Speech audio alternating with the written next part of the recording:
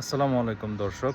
ইরানের যেই আমেরিকার প্রতি যেই শান্তির প্রস্তাব দিছিল বর্তমানে, যেটা 14 দফা শান্তির প্রস্তাব, সেই প্রস্তাবটা আমেরিকা প্রত্যাখ্যান করে দেয়। কারণ ওইখানে আসলে এই যুদ্ধটা থামার জন্য যেটা দরকার, যে কোনো পক্ষের স্যাক্রিফাইস, সেটা আসলে হয়ে উঠতেছে না। ইরান ওইখানে তাদের যেই দাবিগুলো জানাইছে সেটা আমেরিকা কোনোভাবেই গ্রহণ করবে না। এবং ইরানের যে প্রশাসন, তারা বলতেছে যে আমেরিকার সাথে চুক্তি করা মানে আমেরিকার জিনিসগুলো একদম ঠান্ডা মাথায় মাইনা নিয়ে তাদের কথা মতন চলা। আর আমেরিকার চুক্তি, যে ইরানের যেই 14 দফা ছিল, 14 দফার মধ্যে ছিল যে তাদের হরমুজ প্রণালী আমেরিকাও খুলে দেবো, ইরানও খুলে দেবো, কিন্তু এটার নিয়ন্ত্রণ থাকবে হচ্ছে ইরানের হাতে, যেই টোল দেওয়া। তারপরে ইরানের যেই নিষেধাজ্ঞাগুলো আছে, নিষেধাজ্ঞা তুলে দিতে হবে। তারপরে ইরানকে যে যুদ্ধের যেই গ্যারান্টিটা আছে, যে কেউ আক্রমণ চালাতে পারবো না, সেটার গ্যারান্টি দিতে হইব। যে কেউ আক্রমণ করতে পারবো না, সেটা হোক আমেরিকা, ইসরায়েল বা কোনো তৃতীয় পক্ষ, সেটার গ্যারান্টি দিতে হইব। তারপরে ইরানের যেই বিদেশের মাটিতে যে বিলিয়ন বিলিয়ন ডলার আটকে আছে নিষেধাজ্ঞার কারণে আমেরিকার, সো সেই সম্পদগুলো ফিরিয়ে দিতে হইব। তো এইসব জিনিসগুলো বন্ধুরা, ইরানের যেই 14 দফার মধ্যে এগুলো আছে। সো আমেরিকা এটা রিজেক্ট করে দিছে। তো এখন মজার ব্যাপার হইতেছে যে আমেরিকার যেই সংবিধানে হচ্ছে, যদি কোনো প্রেসিডেন্ট নিজের ইচ্ছায় কোনো যুদ্ধ করতে চায়, তাহলে সেটা হচ্ছে সে 2 মাস, ওটা 60 দিন করার অনুমতি আছে। তো সেই 60 দিন পার হয়ে গেছে বন্ধুরা। তো এখন যদি ডোনাল্ড ট্রাম্প অভিযান পরিচালনা করতে চায়, সেটা হচ্ছে কংগ্রেসের অনুমতি নেওয়া লাগবে। সো বর্তমান যে পরিস্থিতি, আমেরিকার মানুষ চাইতেছে না যে যুদ্ধে জড়াক। আর এই যুদ্ধটা তো তাদের অনর্থক যুদ্ধ, মানে কোনো কারণ ছাড়াই। সো সে ওইখানে সমর্থন পাইব না। তো আলটিমেটলি ডোনাল্ড ট্রাম্পের হচ্ছে আপনার হাত পা বাঁধা। আমেরিকার দ্বারা যুদ্ধ করা সম্ভব না। আর ওই দিক দিয়ে তারা হরমুজ প্রণালী ব্লকেট দিয়ে রাখছে। তো এর ফলে ইরানও পাল্টা ব্লকেট দিয়ে রাখছে। ইরান থেকে যেই সব জাহাজগুলো, যেমন চাইনিজ জাহাজ, তারা তাদের তেল রপ্তানি করতে পারতেছে কোনো বাধা ছাড়াই। কিন্তু আরব দেশগুলো যে আছে, যেমন কুয়েত, কাতার, তারপরে ওইসব দেশগুলা, আরব আমিরাত, ওইসব দেশগুলা এক ফোঁটা তেলও রপ্তানি করতে পারতেছে না, কারণ ইরান ব্লক দিয়ে রাখছে। আর ইরান যাদেরকে অনুমতি দিতেছে, তারা টোলের মাধ্যমে টোল দিয়া হরমুজ প্রণালী পার হয়ে যেতেছে। কিন্তু আবার যেমন ইরানের জাহাজ যাইতে পারতেছে না। কেন? কারণ হচ্ছে ইরানের জাহাজকে আবার আমেরিকা ওই দিক দিয়ে আরেকটা ব্লকেট দিয়ে রাখছে। কিন্তু ইরানের থেকে যে চায়না তেল নিতেছে, তারা আবার অনায়াসে পারতেছে। তো এরকম একটা অবস্থার মধ্যে আছে হরমুজ প্রণালী, এটা পুরো টোটালি বন্ধ। আর ওদিক দিয়ে আমেরিকাও বন্ধুরা যুদ্ধে জড়াইতে পারতেছে না, কারণ তাদের 60 দিন ক্রস হয়ে গেছে।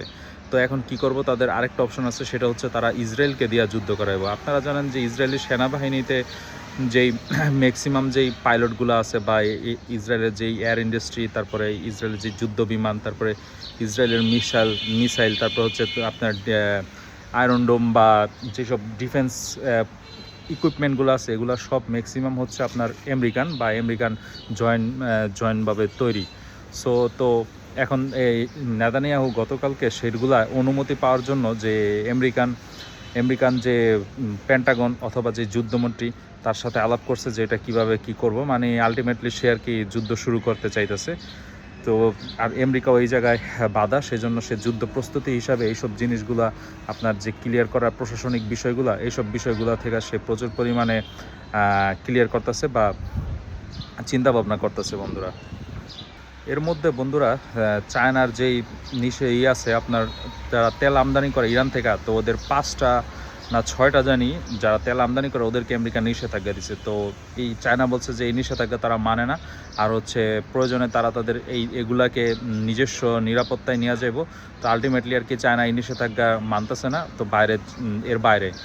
তো দেখা গেছে যদি চায়না নিষেধাজ্ঞা না মানে, তাহলে চায়না যদি তাদের কার্যক্রম ইরানের সাথে চালাইতেই পারে, তাহলে সেই ক্ষেত্রে আরবের অন্য দেশগুলা কেন চায়নার সাথে বা চায়নাকে যদি নিষেধাজ্ঞা দেয়, তো ইরান যেহেতু এই নিষেধাজ্ঞার বাইরে দিয়েও লেনদেন করতে পারতেছে, তো আরব দেশগুলা কেন পারবো না? তো তখন আরব দেশগুলো যদি এটা এইভাবে চিন্তা করে, তখন দেখা গেছে যে আমেরিকার এত বছরের যেই আধিপত্য, সেটা হচ্ছে নষ্ট হয়ে যাব। তখন হচ্ছে দ্বিকেন্দ্রিক যেই অর্থনৈতিক ব্যবস্থা, সেটা চালু হইব। যেমন এখন কি আমেরিকার কেউ যদি কথা না শুনে, তাহলে সেই ক্ষেত্রে তাকে একটা নিষেধাজ্ঞার ভয় দেখায় অথবা নিষেধাজ্ঞা দেওয়া দেয়, তখন কি সে তার আমেরিকার যেই আদেশ, সেটা মানতে বাধ্য। তো এখন চায়না আলটিমেটলি এটার বিরুদ্ধে ঘোষণা দিছে যে চায়না ইরানের সাথে বাণিজ্য করব বা তাদের যে লেনদেন করে, তো এটা নিষেধাজ্ঞার আওতায় মানে না তারা এটা। তো চায়না দেখা দেখি যদি মধ্যপ্রাচ্যের অন্য দেশগুলো চায়নার সাথে বাণিজ্য করে, তাহলে মোটামুটি মিডল ইস্ট থেকে আমেরিকার ক্লবস আইতে পারে।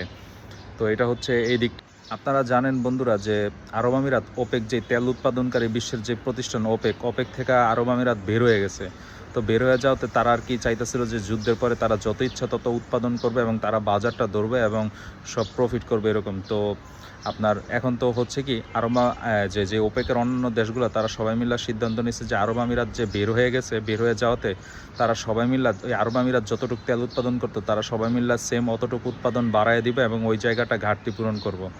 তো আরব আমিরাত এই দিক দিয়ে আরব আমিরাত হচ্ছে আমেরিকা আর হচ্ছে আপনার ওই ইসরায়েলকে খুশি করার জন্য এই স্টেপটা নিয়েছিল, কিন্তু আলটিমেটলি তারা আর কি দরা খাইতে যাইতেছে। আবার দেখা যাইতেছে আপনার আরব আমিরাত বর্তমানে হয়ে গেছে কি ইসরায়েলের একটা মানে যেই হাব হয়ে গেছে, ওইখানে ইসরায়েলি অনেক মানে আপনার কি বলে প্ল্যান ওইখান থেকে বাস্তবায়ন হয় আরব আমিরাত থেকে অনেক কিছু। সো এখন আরব আমিরাতের দেখা গেছে ইসরায়েল আপনার এই প্ল্যানে পারে নাই। সো এখন সে হচ্ছে মিডল ইস্টের যে অন্যান্য দেশগুলো আছে এগুলোর যেই শাসক গোষ্ঠী আছে তাদের দেশে একটা অস্থিতিশীলতা বা কু করানোর চেষ্টা এরকম কিছু করব।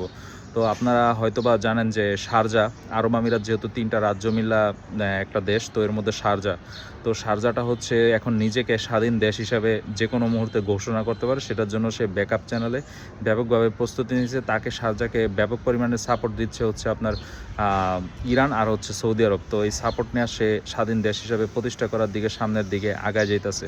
তো এটা আর কি আরব আমিরাতকে শায়েস্তা করার জন্য হচ্ছে আরেকটা প্ল্যান বন্ধুরা। আর ডোনাল্ড ট্রাম্প হচ্ছে আপনার ওদিক দিয়ে ন্যাটো থেকেও বের হয়ে যেতে পারে। সে ওই যে গ্রিনল্যান্ড দখলের ইচ্ছা, তার একটা ইচ্ছা আছে, তো এইটার কারণে। আর হচ্ছে সে রাশিয়ার সাথে একটা কথাবার্তা বলছে, এখন সে জার্মানি থেকে কিছু পরিমাণ সৈন্য সরাইতেছে। তো দেখা গেছে সে ইউরোপ থেকেও মোটামুটি তার আধিপত্য বা তার যে আগ্রাসনটা বা তার লিডিংটা সেটা কমে আসতেছে। হয়তো ওই জায়গাটা আপনার সামনের বিশ্বে ইউরোপের ওই জায়গাটা নিয়ে যাবো হচ্ছে পুতিন, তারপরে পুতিনের দখলদারিত্ব চালাবো এটা।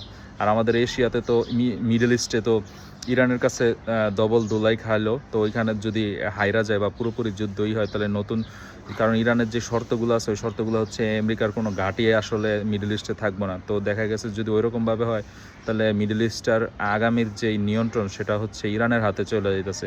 আর আপনার এশিয়াটা হচ্ছে অনেকটা চায়নার উপরে নির্ভরশীল, বা চায়না এখানে লিডিং জোনে আছে।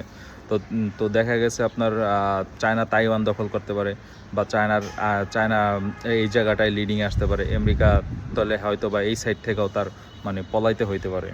আমেরিকা বন্ধুরা তার যে বন্ধু দেশ আছে বন্ধু দেশগুলোকে রক্ষার জন্য 8.6 বিলিয়ন অস্ত্র বিক্রি করছে উইদাউট আরব আমিরাত বাদে বন্ধুরা মিডল ইস্টে। সো সেও তার বন্ধুদের রক্ষার জন্য প্রাণপণ চেষ্টা করে যাইতেছে। তারপর হচ্ছে বন্ধুরা নেটোর কথা তো বললামই। তারপরে আমেরিকার সব যে অস্ত্রগুলা ইরান যুদ্ধের মধ্যে আমেরিকার যত অস্ত্র আছে সবগুলো অস্ত্র আমেরিকা ওইখানে ব্যবহার করছে, শুধুমাত্র পারমাণবিক অস্ত্র ছাড়া ইরান যুদ্ধের মধ্যে। সো এইসব যুদ্ধের কী অস্ত্র ব্যবহার করছে, কিভাবে ইউজ করছে, এগুলা সব হচ্ছে আপনার চায়না এগুলো সম্পর্কে প্রচুর ডাটা সংগ্রহ করছে এবং এগুলা কালেক্ট করছে যেসব ধ্বংস অবশেষ আছে। তো এগুলা থেকে তারা জ্ঞান অর্জন করছে। হয়তো সামনে দেখবেন যে তাদের যে এই অ্যাটাকের এগেনস্টে কীরকম রিয়াকশন আসতে পারে, তো সেটা চায়না উত্তর কোরিয়া মিল্লা বের করে ফেলাইব, পরে ওইটা ইরান এবং রাশিয়াতে সাপ্লাই হইব বন্ধুরা। তো চায়না তারা আসলে এই যুদ্ধের মাধ্যমে সব দিক থেকেই লাভবান। এই হচ্ছে এখন পর্যন্ত বন্ধুরা মিডল ইস্টের পরিস্থিতি। হয়তোবা ইসরায়েল আরেকটা আগ্রাসন শুরু করতে পারে, সেই জন্য পেন্টাগনের থেকে সকল সাপোর্ট চাইতেছে, যত ধরনের সাপোর্ট আছে সেগুলো চাইতেছে, এবং তার তো বিমান বাহিনী বা তার যে সব কিছুই হইতেছে আমেরিকান। সো এই সাপোর্টটা সে অর্জন করতে পারলে, অনুমতিটা পেয়ে গেলে সে হচ্ছে আমেরিকার হয়ে সে আগ্রাসনটা চালাবে। তখন আবার বিশ্বটা একটা মানে খুব বাজে অবস্থার মধ্য দিয়ে যাইব। এরকম আমরা চাই যে এরকম না হোক, বিশ্বটা শান্তি আসুক, কিন্তু ভূরাজনৈতিক পরিস্থিতি আসলে দিনকে দিন বৈচিত্র্যময় হইতেছে। দেখা যাক সামনের দিনগুলোতে কি হয়। এখন পর্যন্ত মিডল ইস্টের আপডেট বন্ধুরা এই পর্যন্তই। ধন্যবাদ।